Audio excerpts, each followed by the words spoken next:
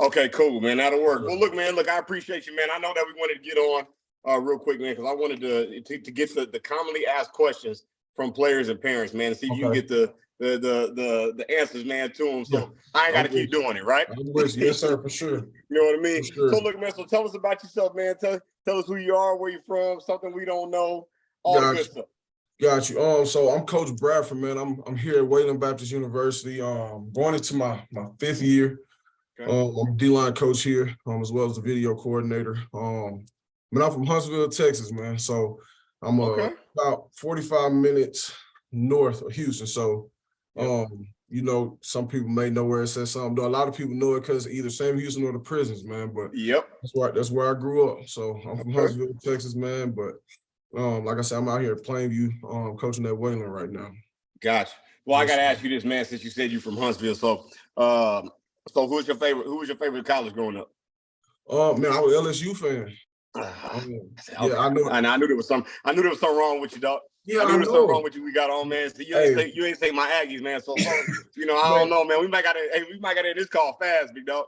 Hey, I know it. I know it, man. A lot of my family, man, they're from Louisiana. So, man, it was tough to go against them growing up, but I was an LSU fan. Yes, sir. Got you. I got you. Well, shoot, man, let's get into it. So, look, one of the biggest things, man, that I get asked, and I guess we can start off with this, is what is the biggest misconception in recruiting, right? So, you know, you got players and parents, hey, man, I signed up for this recruiting service. Hey, dude, I need to go to this camp. What do you look for as a college coach, man, just in the initial stages of the recruiting process? Well, first and foremost, man, I'm gonna go check academics. First thing I'm gonna do is I'm gonna check your academics, okay, whether that be you know, getting a transcript sent from the student, or if I have to contact the school, okay, I'll contact anybody I have to figure out how you are academically. From there, I'll reach out to coaches. I kind of want to get a perspective of who they are from the coaches. A lot of coaches, you know, their job is to sell their kids, okay? But I want the honest opinion. I've went as far as, you know, getting with the cafeteria staff at the school, you know, because I want to know who you are outside of the field, you know. I'm a big guy on character, you know, so I'll reach out to anybody I have to at the school to figure out who you are off the field. But, you know, academics is first and foremost for me. Exactly. Yes, sir. I love it, man. So look, now we got down to the academic part. Of course, they got to be able to get into the school. We know that's the first thing in order to even recruit them. So the next question would be is, what are you looking for, like specifically in a player? All right, so now we get to the on the field stuff. We breaking down the film. Gotcha. You know, especially with you being a D-line coach, man. We're looking at specifics. What are those things or those traits as a staff that you guys are looking for? As far as D-line for me, I'm looking for a guy who's extremely twitchy. A guy who doesn't like to be touched. For one, that shows me we're in a league now that's so pass driven. That a pass rush is essential. You know, it's a little easier for me to kind of to teach those key reads as far as, you know, against the run. It's a little easier to teach that, but the natural twitchiness of a player is something that I look for initially. And outside of that, a guy who has solid feet, great hand placement, and I can watch the film and tell if a guy is disciplined. Okay. It's just, for me, I understand everybody has their different schemes, they do different things. But I can tell if I see the same play twice on your video and you do two different things, it tells me that, you know, you may be undisciplined. And from there, you know, at that point, I'll kind of do my whole football thing. I'm gonna start to, you know, think football, you know, okay, what would I do in this situation, or what would I expect in this situation? So a guy that's disciplined, a guy that's consistent in his film is what's going to stand out for me, especially when I get into the full game. Once I get to watching the full game, I want to see how consistent you are in what you do. Man, I like that you said that, man. You made me pose the question when you were talking. When you talk about the film, right, huddle, I know that's one of the questions I get asked too, is what do you guys look for in the huddle? Are you looking for the most explosive plays in the first 3 or 4 plays? You know, are you looking for something, hey, man, make it stand out? Because I got 100,000 of these things that I'm watching. So how do they need to break down that huddle? What do you need to see initially when they're sending you the huddle highlights? First and foremost, on your huddle highlights, I want to see your academic information first. I want to see your academic information first on your tape. And from there, as far as, you know, the plays and stuff like that, I'm looking for your splash plays. Okay. Yeah. The plays you're going to use to sell who you are. Okay.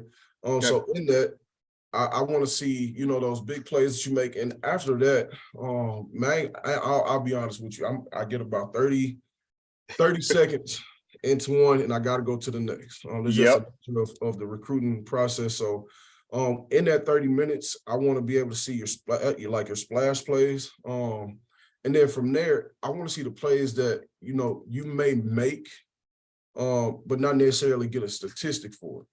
Especially line wise, you know, the guys that are in the quarterback's face who doesn't necessarily get a sack, forces to throw the ball high, gets intercepted. I want to see those plays. Okay. What I have to know what I'll get in a player when he's not, you know, the headline of the newspaper. Okay. Right. So not that's kind of a selling point for me. Yeah, exactly. Love it, man. All right. So look, let's get into it. So the parents, you know how this goes, right? Yeah, so we're talking to the parents right now. What do they need to know in the recruiting process? Like, look, I love y'all. I appreciate everything that you do for your kids, but this is what I need from you when it comes to the recruiting process and when I'm recruiting your child. What do they need to know? So parents for me, is understanding that this is the phase where, you know, their babies grow up, you know. Yep. So at that point, I'm not necessarily telling you, you know, to let them solely make the decision by themselves, because 9 times out of 10, the parents are the support system. You know, they're going to be spending their money. So they do play a major role in the decisions that's made. But for me, it's kind of like, I see a lot of parents who they want their kid to go to school for cheap, but the kid will end up unhappy. Right. So for me, if I put myself in the shoes of a parent, it's kind of like, man, I'm willing to pay a little extra, you know, to make sure my child's okay, you know, to make sure my child's good. So as parents in the recruiting process, a lot of parents become impatient when it becomes a slow moving process. They'll become impatient and they'll start to, you know, kind of crowd the player's mind. You know, they start to put different things into their mind, and at that point, the athlete starts to feel like, okay, well, I kind of got to go the direction my parents want me to go. And at the end of the day, it's their choice, and it's going to be their life to live. Exactly. So parents have to be patient in the process, just like the players do. You know, you got to be patient in the process. Right. Man, that's good, man. That's yes, good. Well, you just saved somebody right there, man. I appreciate that. Yeah, but you live it on a day-to-day. So, all right, let's get into it with this, man. I know you got meetings to get to. Gotcha. When it comes to the off the field aspects, all right. So of course we know we want high character guys, we want all that. What are the red flags that you say, all right, man, I'm done? You know what I mean? As soon as I see this, I'm through with it. I'm not recruiting this kid, but I got to move on. But it's how you, honestly, I would have to say, it's the person that the image you create on social media. Because quite honestly, social media reaches out to so many more people than a person ever could face to face. So whoever you're on social media, honestly, I'm gonna follow you on Twitter. Okay. I'm gonna check your Twitter out. I want to know the content that you share, your retweets, man. You gotta be careful with your likes. You gotta be careful with what you even scroll past, you know. So for me, I want to know who you are. Social media is really big for me. You know, I'll go and man, if I see that on social media, the things that may potentially cause you to be distracted as a student athlete. Right. For me, that's something that's a red flag for me. At that point, I kind of gotta, you know, be like, okay, well, I gotta kind of be more observant of those type of things. So social media is really big for me. And then, like I said, if I reach out to the custodial services at your high school, you know, and you know, how's this kid just in passing? And they say, oh, this kid's a jerk. Well, man, it's kind of tough to have a guy like that around me, you know, for one. And then to come into a program and you're trying to, you know, uphold a culture that you've created, worked so hard to create. It's kind of, you don't want to risk it with those bad apples. So a guy that's, you know, kind of causing havoc out in the community, in and out of trouble. You know, I understand, man, that they're kids that make mistakes. Everybody makes mistakes. And I'm a forgiving person, honestly. But there's just some things that, you know, you get a guy that's consistently doing the same thing that, you know, for one, will affect your culture in a negative way. it's kind of like you kind of have to pass up that one, to save the other 100. Exactly. So Yep. I understand, man. So basically you're saying like everything that they do is important from social, how they treat people. Everything is being watched. Everything is being evaluated. you are being evaluated Yep. all the time. Exactly.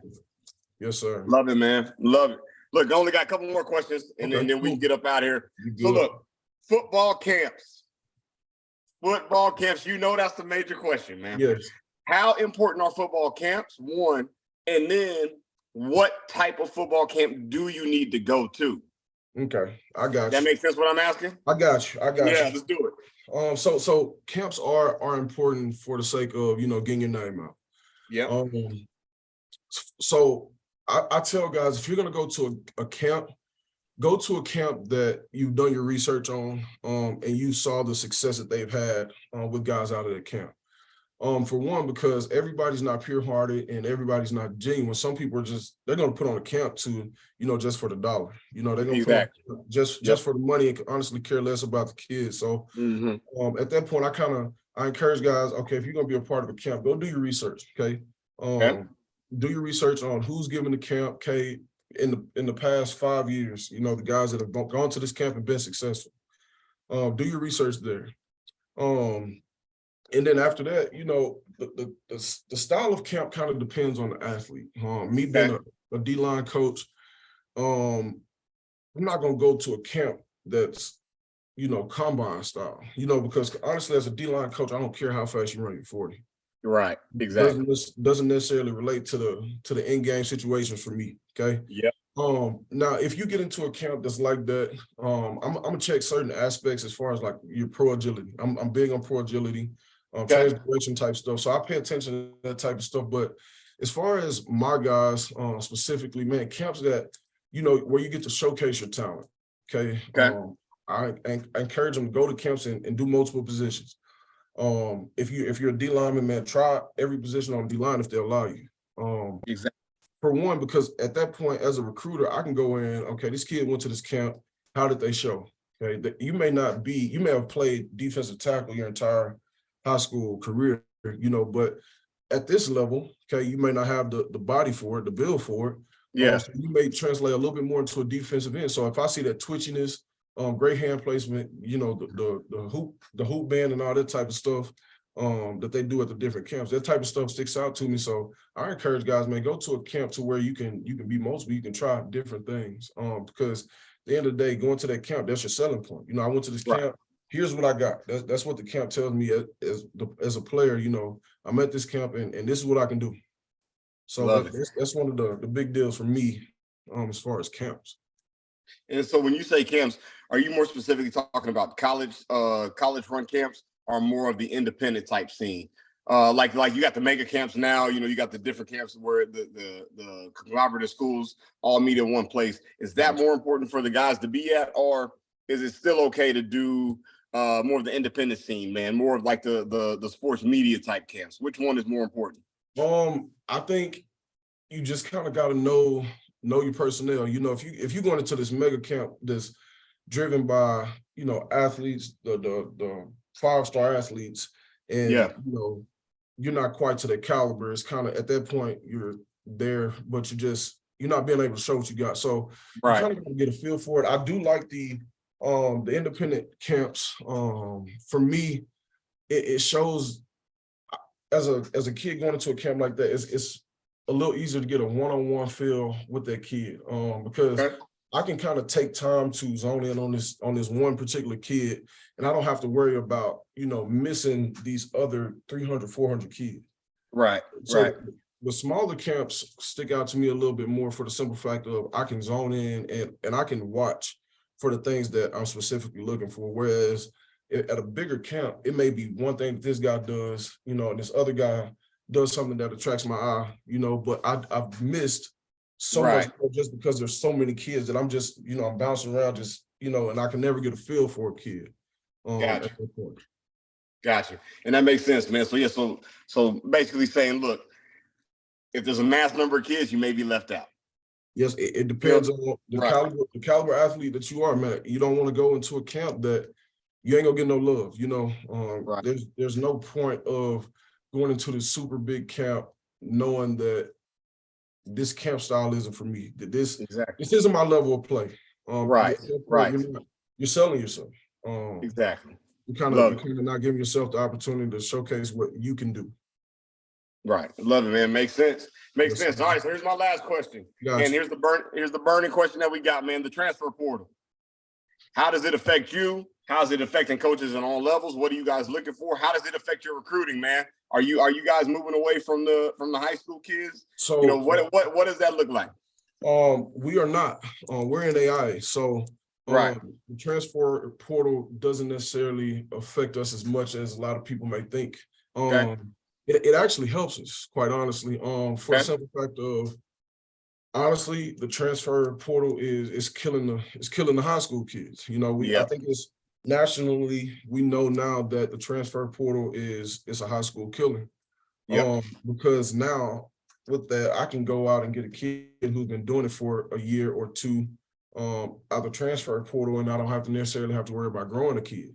Right. And as honestly, college coaches, man, they can take it how they want to. College coaches are getting lazy. Yeah. They don't Yep. want to put that effort and that time into a kid. They're looking for the easiest way out, honestly. Right. They don't want to take their kid out of high school, grow him within their system, have him, blossom into this athlete that they envision. Anyways, they rather go and get a kid than somebody else's kickstart. Right. So, Right. man, the transfer portal is the college coaches are they're getting lazy, man. That's just Wow. the simplest way I can put it, respectfully. But for us, NAIA, we are the transfer portal doesn't necessarily affect us negatively. It actually helps us. Okay. Because the minute we see a guy that's saying, "Oh, I want to transfer," Yeah. we have the ability, we can go out and reach out to that kid. Of course, Okay. there's other legal aspects to it, but that kid is a 100% go once you do your paperwork. I Right. can reach out to him, I can talk to him. But as far as the NCAA, I think it's just a trickle effect. Guys are using universities as somewhat of a post-grad JUCO type deal. They'll go to a four-year Yep. university with no intentions to stay. They're like, okay, I can go here and do this for a year and transfer out. Well, I mean, Exactly. man, it's just I'm big on loyalty. So that type of deal for me is just, man, it's different. Hey, man, Big I on understand, loyalty. man. I Big can on I can loyalty. I can feel your pain, man.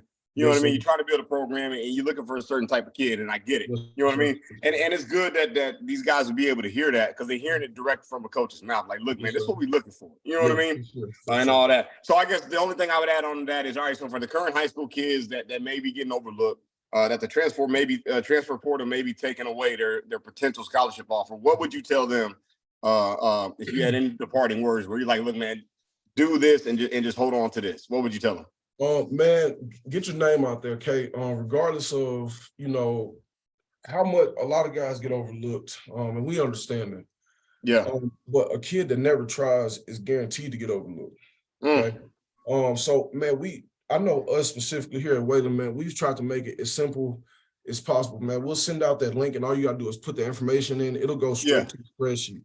And at that point, I have all your academic information, I have contact information. So at that point, I have everything I need to reach out to you. Right. But man, if I had to tell the high school kids one thing, man, is sell yourself until you can.